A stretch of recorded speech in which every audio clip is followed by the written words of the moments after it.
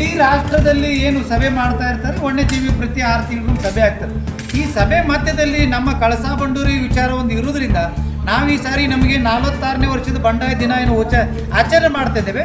ಅದೇ ದಿನ ವಿಜಯೋತ್ಸವ ಸಿಗ್ತದೆ ಅಂತೇಳಿ ದೊಡ್ಡ ಕನಸಿನಿಂದ ಇದ್ದೇವೆ. ಅದೇ ದಿನ ಬೇಕು ಅಂತ ಕೇಂದ್ರ ಸರ್ಕಾರ ರಾಜ್ಯ ಸರ್ಕಾರಕ್ಕೆ ಪತ್ರ ಆಗ್ತದೆ. ವನ್ಯಜೀವಿ ಮಂಡಳಿಯಿಂದ ಏನಾವತ್ತು ಏನು ಸಭೆ ಇತ್ತು, ಆ ಸಭೆಯಲ್ಲಿ ತಮ್ಮ ವಿಚಾರವನ್ನು ನಾವು ತಿರಸ್ಕಾರ ಮಾಡೇವು ಅಂತ ಹೇಳ್ತಾರೆ. ಅದೇ ತಮಿಳ್ನಾಡು ವಿಷಯದಲ್ಲಿ ಏನು ಉತ್ತರಾಖಂಡಕ್ಕೆ ತೊಗೊಂಡು ಹೋಗ್ತಾ ಇದ್ದಾರೆ, ಅಲ್ಲಿ 10 ರಾಜ್ಯಗಳಿಂದ ವನ್ಯಜೀವಿ ಇರುವಂಥ ಪ್ರದೇಶದಲ್ಲಿನ ಹೈ ಟೆನ್ಷನ್ ವೈರಲ್ ತೊಗೊಂಡು ಹೋಗ್ತಾ ಇದ್ದಾರೆ. ಅಲ್ಲಿ ಇವರಿಗೆ ವನ್ಯಜೀವಿ ಇರೋದನ್ನು ಕಾಣಂಗಿಲ್ಲ. ಈ ಭಾಗದಲ್ಲಿ ಬಂಡೂರಿ ಭಾಗದಲ್ಲಿ ಯಾವುದೇ ವನ್ಯಜೀವಿನೇ ಇಲ್ಲ.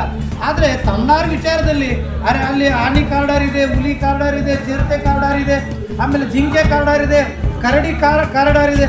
ಎಲ್ಲ ವನ್ಯಜೀವಿ ಕಾರಿಡಾರ್ ಇವರು ಮಧ್ಯದಲ್ಲಿ ತೊಗೊಂಡೋಗಕ್ಕೆ ಇವ್ರಿಗೆ ಯಾವುದೇ ರಾಜಕೀಯ ಇಲ್ಲ. ಆದರೆ ಈ ಭಾಗದ 4 ಜಿಲ್ಲೆ 13 ತಾಲೂಕು ಸುಮಾರು 500ರಿಂದ 600 ಹಳ್ಳಿಗಳಿಗೆ ಕುಡಿ ನೀರು ಬೇಕು. ಈ ವಿಷಯದಲ್ಲಿ ರಾಜಕೀಯ ಮಾಡ್ತಾ ಇರೋಂಥ ಹಾಗಾಗಿ ನಾವು ಭೂಪೇಂದ್ರ ಯಾದವ್ ಅವರಿಗೆ ಇವತ್ತು ಕಾಲ ಮಿಂಚಿ ಹೋಗಿಲ್ಲ. ಮತ್ತೊಂದು ಉಗ್ರ ಹೋರಾಟ ಆಗೋಕ್ಕಿಂತ ಮುಂಚೆದಲ್ಲಿ ತಾವು ಇದನ್ನು ಸರಿಪಡಿಸಬೇಕು. ಈ ನೀರಿನ ವಿಷಯದಲ್ಲಿ ರಾಜಕಾರಣ ಮಾಡೋದು ಬೇಡ ಅಂತ ಒತ್ತಾಯ ಮಾಡ್ತೇವೆ.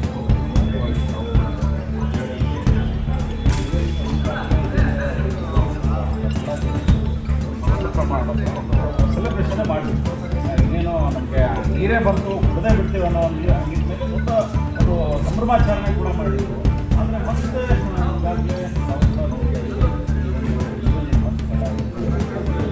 ನಾವು ಏನಂತಂದರೆ ಮತ್ತೆ ಮುನ್ನೆಲೆಗೆ ಬರುತ್ತೆ, ಮತ್ತೆ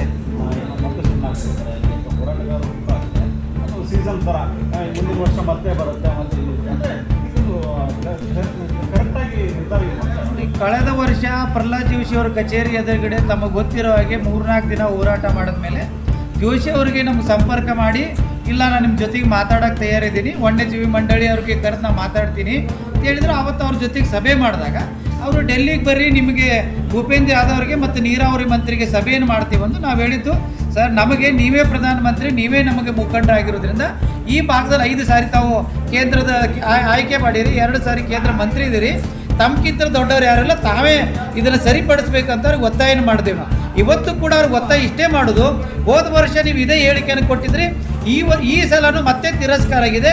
ನಾವು ಮತ್ತೆ ಜೋಶಿ ಅವರಿಗೆ ಮನವಿ ಮಾಡ್ಕೋತೇವೆ. ಯಾಕೆಂದರೆ ಇವತ್ತು ಇಡೀ ದೇಶದಲ್ಲಿ ನರೇಂದ್ರ ಮೋದಿಯವ್ರ ಜೊತೆಗೆ ಯಾರು ಚೆನ್ನಾಗಿರುವಂಥ ನಾಯಕರಿದ್ರೆ ಅಮಿತ್ ಶಾ ಮತ್ತು JP ನಡ್ಡನ್ ಬಿಟ್ಟರೆ 3ನೇ ಹಂತದಾಗ ಇರೋರು ಪ್ರಹ್ಲಾದ್ ಜೋಶಿ ಅವ್ರು ಮನಸ್ಸು ಮಾಡಿದರೆ 1 ದಿನದಲ್ಲಿ ನೀರು ಬರ್ತದೆ. ಈ ನಿಟ್ಟಿನಲ್ಲಿ ಪ್ರಹ್ಲಾದ್ ಜೋಶಿಯವ್ರನ್ನ ಕೈ ಮುಗಿದು ಕೇಳ್ತೇವೆ, ನೀವು ಭಾಗದಾಗೆ ಓಟ್ ಹಾಕಿಸ್ಕೊಂಡಿರಿ, ತಾವು ಋಣ ತೀರಿಸ್ಬೇಕಂತಂದರೆ ನಮಗೆ ನೀರು ತಂದು ಕೊಡ್ರಿ. ಮತ್ತೊಂದು ವಿಚಾರ ತಾವು ಹೇಳಿದಾಗೆ 2018ರಲ್ಲಿ ಟ್ರಿಬ್ಯುನಲ್ ಆದೇಶ ಬರಲಿ ಅಂತ ಎಲ್ಲರೂ ಹೇಳ್ತಾ ಇದ್ರು. 13.5 TMC ಆದೇಶ ಬಂದಾಗ ಕೇಂದ್ರದಲ್ಲಿ ಅಮಿತ್ ಶಾ ಅವ್ರು ಕರ್ಕೊಂಡು ಬಂದು ದೊಡ್ಡ ವಿಜಯೋತ್ಸವ ಮಾಡಿದರು, ಯಡಿಯೂರಪ್ಪ ಅವರು ವಿಜಯೋತ್ಸವ ಮಾಡಿದರು, ಯೋಗೇಂದ್ರ ಯಾದವ್ ಅವರು ಇಡೀ ರಾಜ್ಯದ BJPಯ ರಾಷ್ಟ್ರೀಯ ನಾಯಕರು ಬಂದು ವಿಜಯೋತ್ಸವ ಮಾಡಿದರು. ವಿಜಯೋತ್ಸವ ಮಾಡೋಂಥ ವಿರೋಧ ಮಾಡಲಿಲ್ಲ. ಹಲವಾರು ಜನ ಹೇಳಿದ್ರು ವಿರೋಧ ಮಾಡ್ರಿ ಅಂತ. ಆಚರಣೆ ಮಾಡೋಕೆ ವಿರೋಧ ಮಾಡಬಾರ್ದು, ವಿರೋಧ ಮಾಡಲಿಲ್ಲ ನಾವು. ಆದರೆ ಆ ಒಂದು ವಿಜಯೋತ್ಸವ ಮಾಡಿದ ಮೇಲೆ ನೈತಿಕ ಆಧಾರದ ಮೇಲೆ ನೀರು ತಂದು ಕೊಡಬೇಕಾದಂಥ ಜೋಶಿಯವರಾಗಿರ್ಬೋದು, ನೈತಿಕ ಆಧಾರದ ಮೇಲಂತ ಪ್ರಧಾನಮಂತ್ರಿ ನರೇಂದ್ರ ಮೋದಿ ಆಗಿರ್ಬೋದು, ರಾಜಕಾರಣ ಹೊರತುಪಡಿಸಿ ನೀರನ್ನು ತಂದು ಕೊಡಬೇಕಂತ ಇನ್ನೂ ಕಾಲ ಮಿಂಚಿಲ್ಲ. ಹೋರಾಟ ಅನಿವಾರ್ಯ, ಬಂಡಾಯ ಇದ್ದರೆ ಇನ್ನೊಂದು ಹೋರಾಟ ಮಾಡೋದು ಅನಿವಾರ್ಯ ಮಾಡ್ತೇವೆ. ಆದರೆ ನಾವು ಸಮಪಾಯದಿಂದ ಕೈ ಮುಗಿದು ಕೇಳ್ತೇವೆ, ನೀರಿನ ವಿಷಯದಲ್ಲಿ ರಾಜಕಾರಣ ಬೇಡ ಅಂತ ಹೇಳಕ್ಕೆ ಇಚ್ಛೆಪಡ್ತೇವೆ. ಯಾವ ರೀತಿ ಕಳೆದ 2015 ಈ ಒಂದು ಐತಿಹಾಸಿಕವಾದಂಥ ಹೋರಾಟ. ಉತ್ತರ ಕರ್ನಾಟಕದ 4 ಜಿಲ್ಲೆ ಫಲಪ್ರಭಾ ಅಚ್ಚುಕಟ್ಟು ಪ್ರದೇಶದಲ್ಲಿ 13 ತಾಲೂಕುಗಳಲ್ಲಿ ನಿರಂತರವಾಗಿ ರೈತರು ಹೋರಾಟ ಮಾಡ್ಬೋದು. ಯಾಕಂದರೆ ಈ ಭಾಗದ ಸಂಸತ್ ಸದಸ್ಯರಾಗಿರ್ಬೋದು ಹಾಗೂ ಕೇಂದ್ರದ ಸಚಿವರಾಗಿರ್ಬೋದು, ಈ 5-6 ಜಿಲ್ಲೆಗಳಲ್ಲಿ BJPಯ ಸಂಸತ್ ಸದಸ್ಯರು ಇರುವುದರಿಂದ ಈ ಭಾಗದ ರೈತರಿಗೆ ಅನುಕೂಲ ಮಾಡಿಕೊಡೋದನ್ನು ಬಿಟ್ಟು ರೈತರ ಜೊತೆಗೆ ಚೆಲ್ಲಾಟ ಆಡ್ತಾ ಇದೆ. ಯಾಕಂದರೆ ಇದೊಂದು ಡಾಂಬಾಟ ಆದಂಗೆ ಆಗಿಬಿಟ್ಟಿದೆ. ಯಾಕಂದರೆ ರೈತರು ತಾವು ಹೇಳ್ದಂಗೆ ವರ್ಷಕ್ಕೊಮ್ಮೆ ಒಂದು ಏನಾರ ಬಂತಂತಂದ್ರೆ ಬರೋ ಹೋರಾಟ ಗೆಳಿತಾ ಇರೋದು ನಿಜ. ಆದರೆ ಅವರು ಕೂಡ ತಿಳ್ಕೋಬೇಕು. ಯಾಕಂದರೆ ನಮಗೆ ಜನ ಈ ಭಾಗದ ರೈತರು ಸಾಕಷ್ಟು ಮತವನ್ನು ಕೊಟ್ಟು ನಮಗೆ 5 ಬಾರಿಗೆ ಸಂಸತ್ ಸದಸ್ಯರಾಗಿ ಕಳಿಸಿದ್ದಾರೆ, ಮಂತ್ರಿ ಮಾಡಿ ಕಳಿಸಿದ್ದಾರೆ ಅಂತಂದಾಗ ನಾವು ರೈತರ ಸಮಸ್ಯೆ ಏನಿದೆಪ್ಪ, ಅಲ್ಲಿ ಅವ್ರದ್ದು ತೊಂದರೆಗಳು ಏನಿದೆ ಅವನ್ನ ಕೇಳ್ಕೊಂಡು ಪ್ರಧಾನಮಂತ್ರಿಗೆ ಒತ್ತಡ ಮಾಡಬೇಕು.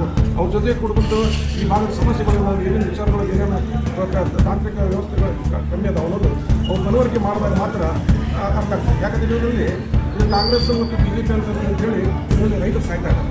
ಅದಕ್ಕೋಸ್ಕರ ಮುಂದೆ ಬರೋ ದಿನದೊಳಗೆ ಪ್ರಧಾನಮಂತ್ರಿಯವರು ಈ ಮೂರು ರಾಜ್ಯದ ವಿಷಯ ಇರೋದ್ರಿಂದ, ನೀರಿನ ವಿಷಯ ಇರೋದ್ರಿಂದ ಅದು ರಾಷ್ಟ್ರೀಯ ಮಟ್ಟದಲ್ಲಿ ಪ್ರಧಾನಮಂತ್ರಿ ಮಧ್ಯಸ್ಥಿತಿ ವಹಿಸಿ ಸಂಬಂಧಪಟ್ಟಂಥ ಮಂತ್ರಿಗಳಿಗೆ ಎಂಪಿಗಳ ಕರೆದು ಈ ಭಾಗದ ನೀರಿನ ವ್ಯವಸ್ಥೆ ಮಾಡಿಕೊಡುವಂಥ ಕೆಲಸ ಮಾಡೋದನ್ನು ಬಿಟ್ಟು ಇದರಲ್ಲಿ ಸಂಪೂರ್ಣವಾಗಿ ರಾಜಕೀಯ ಮಾಡಿದ್ರೆ ನಾನು ಅದಕ್ಕೆ ಬಲವಾಗಿ ಖಂಡಿಸ್ತೇನೆ. ಮುಂಬರೋ ದಿನಗಳು ಈಗಾಗಲೇ ನಾವು ಹಿಂದೆಯೂ ಕೂಡ 370 ದಿವಸ ಸತ್ಯಾಗ್ರಹ, ಧರಣಿ ಸತ್ಯಾಗ್ರಹ ಕೂಡ ಕಿತ್ತೂರು ಚೆನ್ನಮ್ಮ ಸರ್ಕಲ್ನಲ್ಲಿ ಮಾಡಿದ್ದೀವಿ. ಮುಂಬರೋ ದಿನಗಳು ಇದು ಕೂಡ ಮಾಡುವಂಥ ಪರಿಸ್ಥಿತಿ ಬರ್ತೈತಿ. ಒಂದು ವೇಳೆ ಇದರಾಗ ಪ್ರಹ್ಲಾದ್ ಜೋಶಿ ಅವರು ಹಾಗೂ ಈ ಭಾಗದಿಂದ ಸುಮಾರು ಕರ್ನಾಟಕದಿಂದ 20 ಸದಸ್ಯರಾಗಿ JDS ಮತ್ತು BJP ಇಷ್ಟು ಜನ ಸೇರಿಕೊಂಡು ಪ್ರಧಾನಮಂತ್ರಿಗೆ ಒತ್ತಡ ಆಗಬೇಕು, ಮಧ್ಯಸ್ಥಿತಿ ವಹಿಸಿ ಆದಷ್ಟು ಬೇಗನೆ ಬಗೆಹರಿಸಬೇಕು. ಯಾವ ರೀತಿ ಬೆಂಗಳೂರು ಮೈಸೂರು ಕಡೆ ನೀರಿನ ವಿಷಯ ಬಂದಾಗ ಯಾವ ರೀತಿ ಎಲ್ಲರೂ ಒಂದಾಗಿ ಕೂಡಿ ಹೋರಾಟ ಮಾಡ್ತೀವಿ, ಅದೇ ರೀತಿ ಉತ್ತರ ಕರ್ನಾಟಕ ವಿಷಯ ಬಂದಾಗ ಎಲ್ಲರೂ ಸೇರಿಕೊಂಡು ನೀರು ಕೊಡಿಸುವಂಥ ಕೆಲಸ ಮಾಡಬೇಕಂತ ತಮ್ಮ ಮುಖಾಂತರ ಹೇಳಲಿಕ್ಕೆ ಇಷ್ಟಪಡ್ತಾರೆ.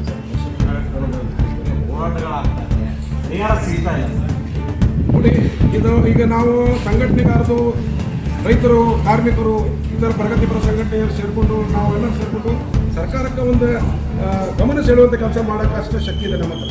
ಯಾಕಂದರೆ ನಾವು ಈ ಭಾಗದ ರೈತರು, ಕಾರ್ಮಿಕರು ಹಾಗೂ ಎಲ್ಲ ಜನ ಸೇರಿಕೊಂಡು ಅವ್ರಿಗೆ ನಾವು ವೋಟ್ ಹಾಕಿ ಅವ್ರಿಗೆ ಮಂತ್ರಿ ಮಾಡಿದ್ದೀವಿ, ಸದಸ್ಯರು ಮಾಡಿದ್ದೀವಿ. ಆ ಕೆಲಸ ಪಾರ್ಲಿಮೆಂಟ್ದಲ್ಲಿ ಅವರು ಕೈ ಪಡೆದ ಮನವರಿಕೆ ಮಾಡಿ ಈ ಭಾಗದ ಜನರಿಗೆ, ಈ ರೈತರಿಗೆ ಅನುಕೂಲ ಮಾಡಿಕೊಡುವಂಥ ಕೆಲಸ ಅವ್ರು ಮಾಡುವ ಅದು ಅವ್ರು ಮಾಡಬೇಕಂತ ತಮ್ಮ ಮಾತಾಡಲಿಕ್ಕೆ ನಾವು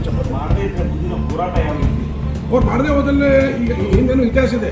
ಉತ್ತರ ಕರ್ನಾಟಕದಲ್ಲಿ ನರಗುಂದ ಹಾಗೂ ನವಲಗುಂದದ 1980ರ ದಶಕದಲ್ಲಿ ಬಂಡಾಯ ಏನಾಗಿದೆ ರೈತರು, ಅದೇ ರೀತಿ ರಸ ಬಂಡೂರಿ ಹಾಗೂ ಮಾದಯ ನದಿ ವಿಚಾರದಲ್ಲೂ ಕೂಡ ಮುಂಬರುವ ದಿನಗಳ ಕಾಲ ಹೆಚ್ಚು ಮಾಡ್ತೀವಿ ತಮ್ಮ ಮಾತಾಡಲಿಕ್ಕೆ ಇಷ್ಟಪಡ್ತೀನಿ. ಇದಿಷ್ಟು ಹೋರಾಟಗಾರರ ಮಾತಾಗಿರ್ತಕ್ಕಂಥದ್ದು.